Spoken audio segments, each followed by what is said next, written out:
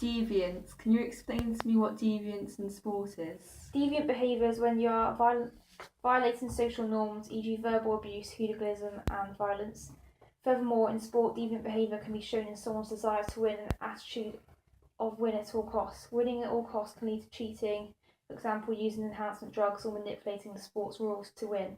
Deviance in sport includes gamesmanship, sportsmanship and drugs in sport. Gamesmanship is when a player is not playing by the rules and is manipulating them for individual or team benefit, whereas sportsmanship is being sportsmanlike, for example shaking the opponent's hand at the end of the game. Drugs in sport are the administration of drugs, for example steroids or blood products, to stimulate physical and psychological strengths to improve sports performance. How is gamemanship and sportsmanship spoiling the sport? Gamesmanship are spoiling the sport because this is unfairly representing everyone within it. Unfortunately, the media will always be quick to highlight negatives in elite sport, but gamesmanship is causing an untrue representation to sport as a whole. This is because not every athlete plays to bend the rules of the game and cheats. It's only a few minority athletes that play sport this way, but their impacts affect everyone. It affects the players on the pitch, so they can feel cheated, and if they have lost gamesmanship act, they may be angry and upset, which can affect their sports performance. It impacts spectators as if they are paying to watch a match, they will feel annoyed if their team is lost because of an act of cheating. The spectators of a game are important because if they don't want to watch the match anymore and stop paying to go to the club will lose money and will not be able to run sufficiently if attendance numbers drop too low. Furthermore, it will also affect role models in sport, because if a boy who plays for his local football team on a Sunday watch match of the day that Saturday evening and saw his favourite player Dele Alli kick the ball into the crowd to waste time, he may repeat this act on his game on Sunday, and time wasting is an act of negative gamesmanship. Clark, a reference, said, "As long as players get away with it, they will keep on doing it." This just highlights how football is not strict enough on consequences for cheating in sport. Furthermore, it shows how in football people tend to turn a blind eye to cheating. His suggestion to eliminate cheating in sport is to rely more on technology like in rugby. This is from BBC Sport Football. Stamp out football cheats, Kenny Clark 2009.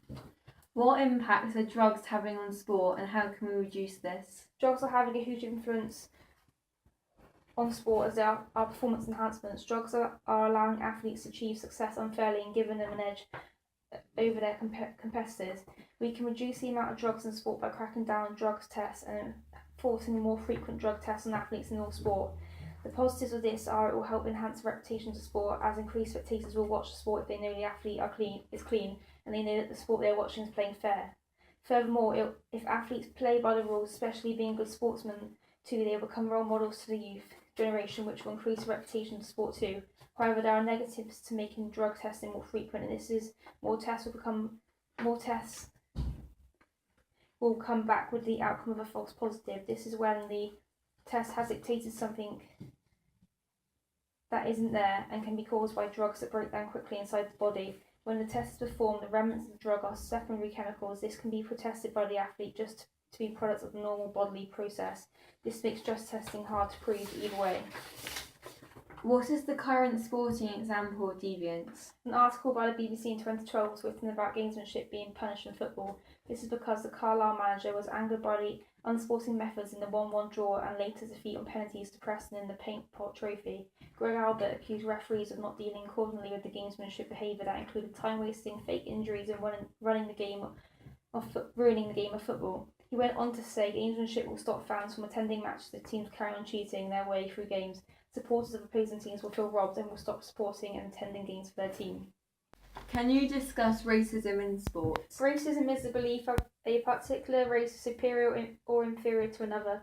Racism has been a problem in sport all over the world. In America, one of the reasons racism is in sport is because in the history of the sport it was predominantly played by white Americans, but with African Americans wanting to play the sports too. This caused racism to be particularly bad. An example of this is Tiger Woods, who plays golf, a sport dominated by 83% white golfers. Wood is of African Asian American descent, and in 1997, aged 21, he became the first black player to win the men's major golf championships. Tiger Woods has had to stand up to many racial slurs throughout his career. For example, being asked by a competitor not to serve him fried chicken next year, or being called a black ass by his former caddy in 2011.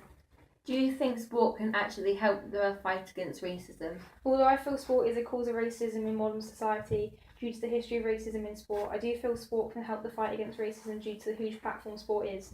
By this I mean sport has huge media coverage, is played by most children and roughly half of adults, and is recognised throughout the world. This is great basis for the fight against racism because the foundations are in place. It just needs the audience, which everyone is watching and playing sport to listen and join in the fight against racism. The media can help fight racism because the media promotes sport in many different ways, for example, TV, internet, radio, books, magazines, newspapers, and films. Media can help educate its listeners and readers on racism too. Do you think that sport adds to racist views in wider society? Yes, because young football fans watch their favourite teams on TV and their role models and copy what they see. So when players like Luis Suarez racially abuse Patrice Evra in the 1-1 draw at Anfield, it sends the wrong message out to the fans. Luis Suarez is believed to have used racist language against Manchester United's Patrice Evra. Fans watching this on TV or reading about this online will look up to their role models and think that this behaviour is acceptable as their favourite football players are doing it. If this is installed into the youth as they watch it, they will grow up thinking it is socially okay, which is why I think sport adds to racist views in the wider society. Is sport helping or hindering racism? Can you give an example? I think sport is helping racism by the initiatives that are being used. For example, Kick It Out. Kick It Out started in 1993 and works within football to educate the community, to challenge and encourage inclusives and work for positive change.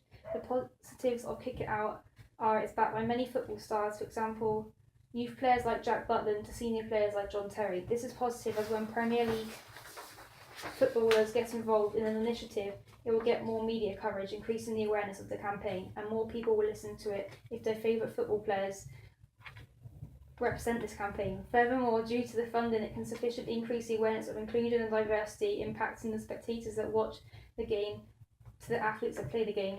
The negatives of the campaign, however, I feel they concentrate on male football more than female football, or walking football and futsal, so the campaign could engage even more people if they Kick It Out to other areas of football where participation levels are just as high.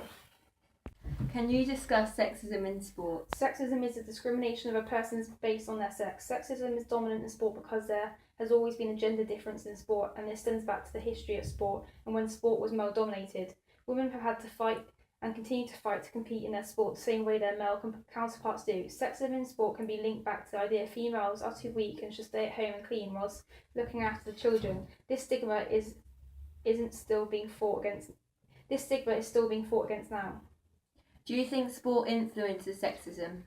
Yes, I believe sport influences sexism in sport because I feel there are more opportunities for male sport than females.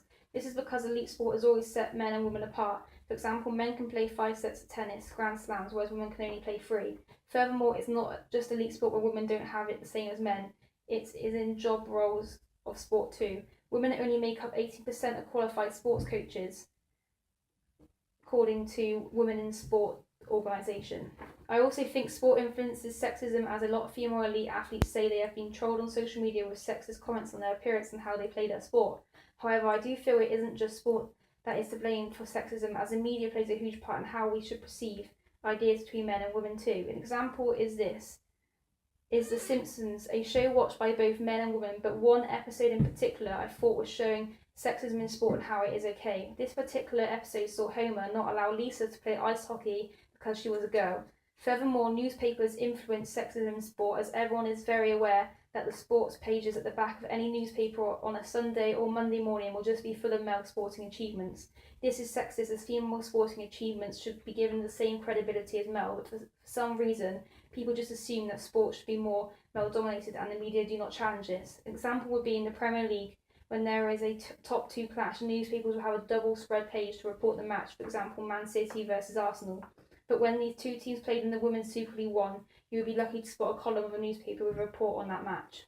Can you link sexism to your own sport? There is obvious sexism in female football with regards to salary differences between the male and female players of the game. Right now, the current captain for the men's England football team is Jordan Henderson of Liverpool, who roughly earns £100,000 a week just in his club football. On the other hand, Steph Houghton of Manchester City, who is the current England captain for the women's team, only earns £70,000 a year. Jordan Henderson would only have to wait between 4 and 5 days, the same amount of money Steph earns in a year, and they have the same job. Child protection, can you give an example? Child protection is the guidelines, procedures, and policies in place to protect children from both intentional and unintentional harm. A child, according to the UN Convention on the Rights of a Child, is anyone up to their 18th birthday. The safety and security of children is very important in society, and this is why we have the legislation under the Child Protection Act of 1999 to help support and give guidance on this. Nearly every club in the country will have a child protection policy in place, and to help with this, Sport England and the NSPCC have useful information and guidelines to follow. Child protection is important to all 11 million children under the age of 18 in England, so the correct procedures must be followed. What necessary checks must coaches go through in order to be qualified? When a coach has been employed by a sports club, the club will vet the applicants in the recruitment stage to ensure maximum safety of the children. This will include a reference from a previous employee, a check to see whether they hold a current first aid qualification, and if they don't, they will need to attend a course and to check if they have the relevant safeguarding training. Anyone who wants to work with children must undergo a criminal records check to decide whether they have criminal history or not, or whether they are suitable to work with children. On the other hand, every school and club will have an outline procedure in place if anything suspicious was to happen. What responsibilities do coaches hold in order to protect a child? Supervision. This is important to coaches and is a responsibility because as a coach you need to oversee everything and be able to coach all different types of children. Furthermore, you need to be aware of what could happen so that you have the correct supervision available so that no children are put in risk. If you are coaching an after-school club on the playing field opposite the school, more than one member of staff would need to be present so that if there was an injury, a member of staff could leave the children to deal with the injury, but there would still be a member of staff to supervise the remaining children. The negative of not supervising properly could be legal implications for everyone involved, for example, club, school, coach and local authorities. Furthermore, a risk assessment is needed to be performed by the coach so that they are not endangering any of the children they are coaching. As part of child protection, it is to ensure safety, and if a child fell over in a football train and landed on glass, the welfare of the child would be jeopardised. Health and safety planning is important as children are more prone to injury, and the coach will have a duty of care, so will need to be up to date with first aid. The negatives of not carrying out health and safety planning effectively are legal implications for coaches and clubs, and it is up to the employee to make sure every member of staff has the correct qualifications. The awareness of child behaviours is a responsibility to a coach, as it is up to the coach to recognise changes within the child, for example bruises and cuts on the arms and legs, or abnormal behaviour that could be triggered by bullying. If a coach notices anything out of the ordinary, they should speak to the club welfare officer, then speak to the child in questioning, and then seek advice from relevant experts. Example of a bad coach. Coaches should not do any of the following: neglect, emotional abuse, physical abuse and sexual abuse. Examples for the following: neglect. If a team's best player is injured but the coach makes the child stay on the field and carry on playing just to win the game despite the injury. Emotional abuse is when a coach yells at a child for having a bad game or for losing. Physical abuse is when a coach maybe hits a player because they have lost the game. And sexual abuse is when a coach that uses sexually inappropriate language towards a child. Examples of a good coach. Coach that has great responsibilities. For example, when coaching, one of these is not to have physical contact and the child when coaching for safety reasons. The correct procedure is to coach the kids by demonstrating with another coach and always ask for permission to touch. That's like for rugby, so when you're coaching how to do a scrum. Coaches should follow the do's of coaching, which are non-discrimination, coaches' responsibility to treat all kids equally with respect, dignity and fairness, put the child's best interest first, put the welfare of each child ahead of winning, give enthusiastic and constructive feedback, so no negative criticism, and avoid excessive training and competition, so never push a child against their will and put them under pressure. An example of a coach in sport is Paul Hickson, who coached Olympic swimmer but was convicted in 1995 of sexual assault to teenagers from 1976 to 1991 and was convicted of 15 charges.